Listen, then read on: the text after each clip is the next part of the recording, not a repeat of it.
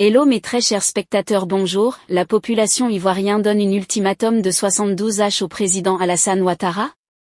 On ne veut pas ça. On est fatigué. On est fatigué. On est là. Et là. On est là. Et on en a marre, nous ne voulons plus ça. Quelque chose de puissant doit être fait. Salut à tous et bienvenue sur votre chaîne d'information de référence l'Étoile du Blanc. Aujourd'hui nous allons vous amener du côté de l'Afrique de l'Ouest, plus précisément en Côte d'Ivoire où le peuple s'impatiente. Le peuple gronde. Un ultimatum de 72 heures est lancé. 3 jours pour que le président Alassane Ouattara quitte le pouvoir. À partir d'aujourd'hui, Alassane Ouattara est exclu. 3 jours pour éviter l'inévitable. 3 jours avant que la rue ne parle, que les foules ne se soulèvent et que la Côte d'Ivoire n'écrive, une fois encore, une page tragique de son histoire. Les partisans de Laurent Gbagbo sont prêts. Ils attendent un seul mot. Vous qui êtes dans toutes les sections, soyez attentifs.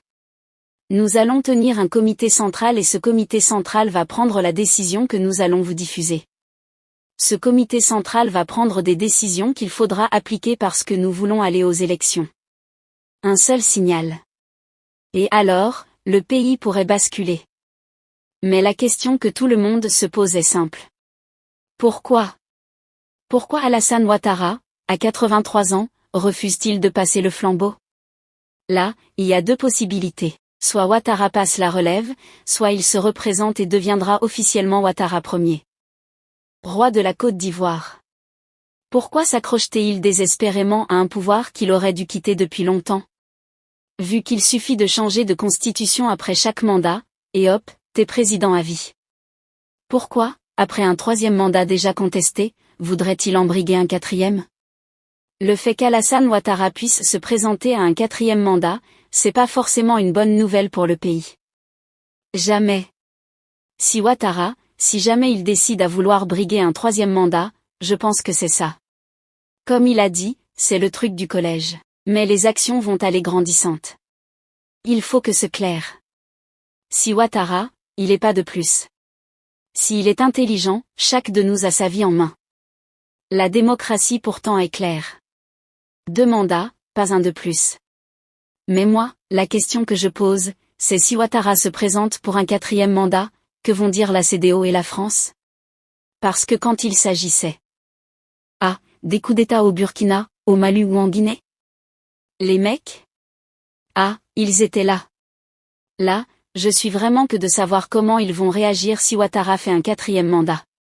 Mais comme souvent en Afrique, la Constitution est devenue un simple bout de papier.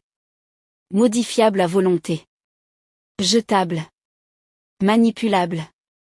Et ceux qui détiennent le pouvoir s'en servent comme d'un outil pour régner, non pour servir. Ouattara Ier, roi de la Côte d'Ivoire. Ouattara, comme tant d'autres avant lui, veut réécrire l'histoire. Façonner une Côte d'Ivoire à son image. Éteindre les voix contestataires. Des jeunes souris clamants de l'opposition ont paralysé la commune de Cocody. Sens d'une autorité politique n'a été signalé. Dispecés par les gaz lacrymogènes de la police.